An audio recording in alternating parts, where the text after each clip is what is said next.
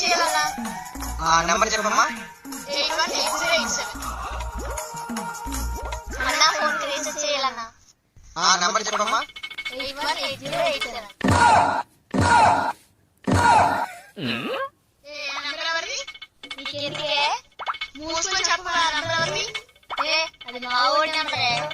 అది మాలవర్ నెంబరే. మా ఓడి నెంబరే. మాలవర్ నెంబరే. మా ఓడి నెంబరే. మా ఓడి నెంబరే. నెంబర్ చెప్పండి మేడం. 818087. ఈ నెంబర్ ఎవరు మేడం? నీకెందుకు? అంటే ఫ్యాన్సీ నెంబర్ లా ఉంది కదా మేడం, అందుకని. మా హస్బెండ్ అండి.